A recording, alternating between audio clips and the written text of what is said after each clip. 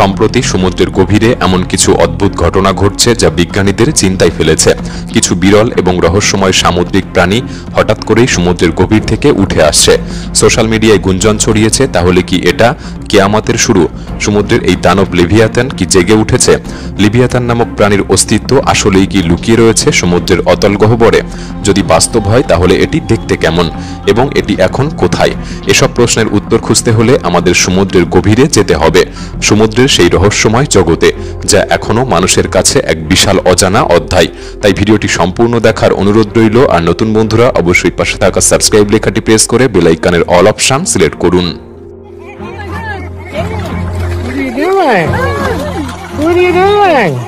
কিয়ামতের বার্তা, অরফিশের রহস্য। বর্তমান বিশ্বের বিভিন্ন অঞ্চলে কিছু অদ্ভুত ঘটনা ঘটছে যা মানুষকে ভাবিয়ে তুলেছে। সম্প্রতি মেক্সিকোর উপকূলে এবং জাপানে অরফিশ দেখা গিয়েছে। অরফিশ হলো এক রহস্যময় গভীর সমুদ্রের মাছ যা সাধারণত 60 থেকে 1000 মিটার গভীরে থাকে এবং খুব কমই সমুদ্রের উপরের স্তরে দেখা যায়।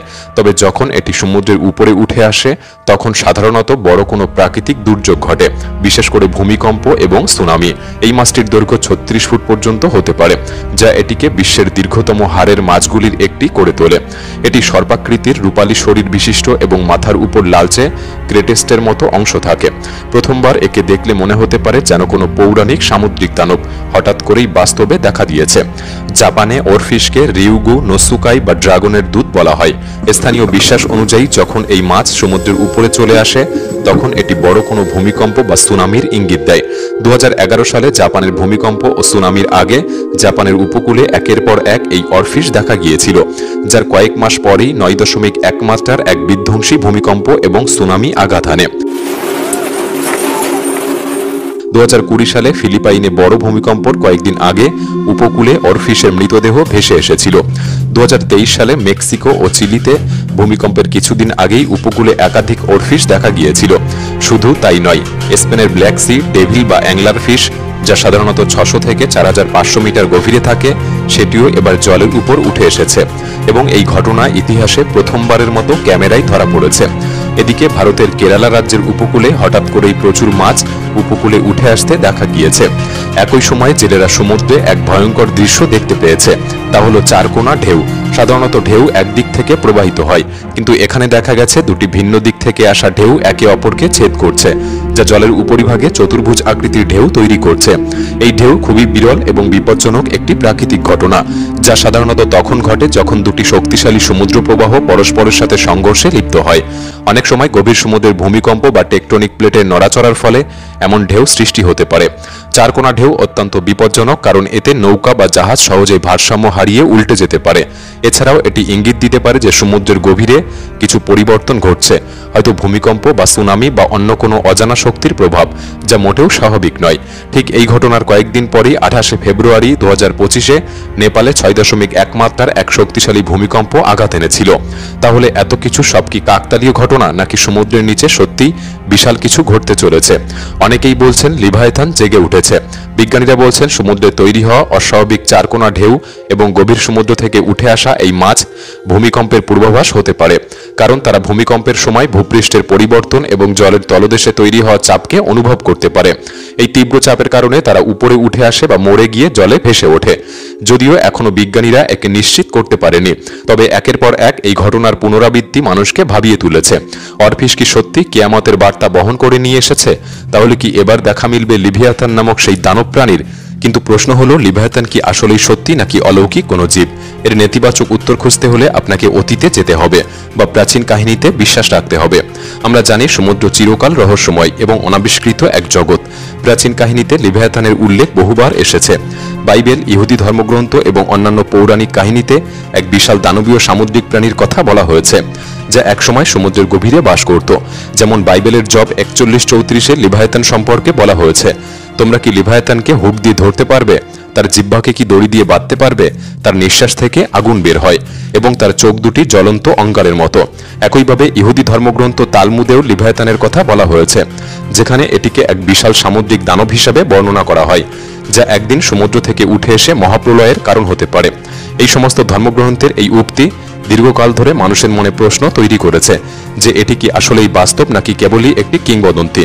বিজ্ঞানের দৃষ্টিকোণ থেকে বর্তমানে আধুনিক বিজ্ঞান এবং প্রযুক্তির মাধ্যমে আমরা গভীর সমুদ্রের কিছু রহস্য উন্মোচন করতে সক্ষম হয়েছি, যেখানে এমন কিছু বিশাল আকৃতির প্রাণীর সন্ধান পাওয়া গিয়েছে যা লিভায়াথানের অস্তিত্বের ধারণাকে পুরোপুরি উড়িয়ে দেওয়া যায় না।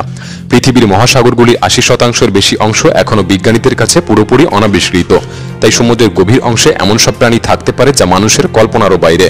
২০২০ সালে গভীর সমুদ্র গবেষণার সময় বিজ্ঞানীরা এমন কিছু প্রাণীর সন্ধান পান যা আগে কখনো দেখা যায়নি। এটি বোঝায় যে আজও সমুদ্রের নিচে বিশাল এবং অজানা কিছু লুকিয়ে থাকতে পারে। মেগালোডন বিশ্বের সবচেয়ে বড় হাঙর, যার দৈর্ঘ্য ছিল ১৫ থেকে ১৮ মিটার। এটি কি সত্যি বিলুপ্ত হয়েছে? এখনও কেউ শতভাগ নিশ্চয়তা দিতে পারেনি।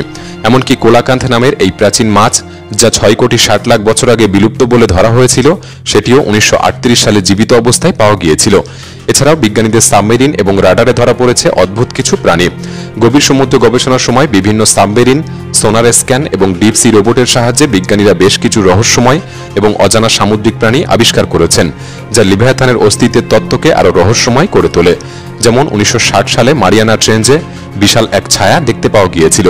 বিজ্ঞানীরা মারিয়ানা ট্রেঞ্চ, যা বিশ্বের গভীরতম সমুদ্র খাত, প্রায় ১০,৯৯৪ মিটার গভীর, এখানে গবেষণা চালানোর সময় সাবমেরিনের জানালার পাশ দিয়ে বিশাল আকৃতির এক অজানা ছায়া অতিক্রম হতে দেখেছিলেন। ১৯৮৫ সালে আটলান্টিক মহাসাগরে গবেষণার সময় বিজ্ঞানীরা সোনার স্ক্যানের মাধ্যমে একটি বিশাল সামুদ্রিক প্রাণীর উপস্থিতি শনাক্ত করেছিলেন, যা প্রায় ৩০ থেকে ৪০ ফুট দীর্ঘ ছিল এবং যে কোনো পরিচিত সামুদ্রিক প্রাণীর তুলনায় বিশাল, কিন্তু ক্যামেরায় এটি ঠিকভাবে ধরা যায়নি। এবং ২০০৭ সালে জাপানের গবেষণায় দৈত্যাকার এক স্কুইড ধরা পড়েছিল। বিজ্ঞানীরা গভীর সমুদ্রে রোবট ক্যামেরা পাঠিয়ে এক বিশালাকার স্কুইডের সন্ধান পায়, যা ৪০ থেকে ৫০ ফুট দীর্ঘ, যা ২০০৭ সালের আগে পর্যন্ত শুধুমাত্র একটি কিংবদন্তি প্রাণী ছিল। একে অনেকেই পৌরাণিক ক্রাকেনের সঙ্গে তুলনা করেছিলেন। এছাড়াও ২০১৬ সালে প্রশান্ত মহাসাগরের গভীরে সমুদ্র গবেষণার সময় বিজ্ঞানীদের সাবমেরিনের রাডারে আরও একটি বিশাল ছায়া ধরা পড়ে, যা দেখে বিশাল আকৃতির সরীসৃপ বা দানবীয় মাছের মতো মনে হয়েছিল, যার আকৃতি মেগালোডনের মতো বড় হতে পারে বলে ধারণা করা হয়েছিল। সুতরাং এমনটাও বিশ্বাস করা যেতে পারে লিভায়াথান একইভাবে টিকে রয়েছে অতল সমুদ্রের গহ্বরে, কারণ সমুদ্রের অতল গহ্বরে এমন কিছু প্রাণী বাস করে যা মানুষের কল্পনারও বাইরে, যেখানে রাক্ষসী স্কুইড, দৈত্যাকার হাঙর এবং অবিশ্বাস্য সব অদ্ভুত জীব রয়েছে। যদি লিভায়াথান সত্যি বিশাল সামুদ্রিক সাপ বা দৈত্যাকার মাছ হয়, তবে এটি এমন কোনো স্থানে রয়েছে যা মানুষের নাগালের বাইরে। অনেকেই মনে করেন যদি লিভায়াথান এখনও টিকে থাকে, তবে এটি বারমুডা ট্রায়াঙ্গেল বা প্রশান্ত মহাসাগরের গভীরতম অঞ্চলে লুকিয়ে থাকতে পারে। আমরা জানি না কোনোদিন সেই প্রাণী বেরিয়ে আসবে কিনা, কিন্তু পৃথিবী যে বিপদের দিকে এগিয়ে যাচ্ছে তা কিন্তু স্পষ্ট, কারণ সাম্প্রতিক বছরগুলিতে জলবায়ু পরিবর্তন এবং সমুদ্রের উষ্ণতা বৃদ্ধি পাচ্ছে ব্যাপকভাবে। এর ফলে গভীর সমুদ্রের প্রাণীগুলি তাদের স্বাভাবিক পরিবেশ থেকে বেরিয়ে আসতে বাধ্য হচ্ছে। হতে পারে বিশাল কোনো সুনামি বা ভয়ানক কোনো বিপর্যয়। এগুলি কি শুধুই প্রাকৃতিক পরিবর্তনের ফল, নাকি সমুদ্রের নিচে সত্যি এমন কিছু ঘটছে যা আমাদের জানা নেই? লিভায়াথান যদি সত্যি বাস্তব হয়, তবে এটি কি পৃথিবীর জন্য এক নতুন বিপদের বার্তা নিয়ে এসেছে? হয়তো একদিন আমরা সত্যি এমনও কিছু দেখতে পেতে পারি যা আমাদের কল্পনার চেয়েও ভয়ঙ্কর, কারণ সমুদ্রের রহস্য আজও পুরোপুরি উন্মোচিত হয়নি। আপনি কি মনে করেন? আমাদের কমেন্ট বক্সে লিখে জানাতে পারেন। ভিডিওটি ভালো লাগলে একটি লাইক করতে পারেন। তাহলে দেখা হচ্ছে পরবর্তী নতুন একটি এপিসোডে। ধন্যবাদ।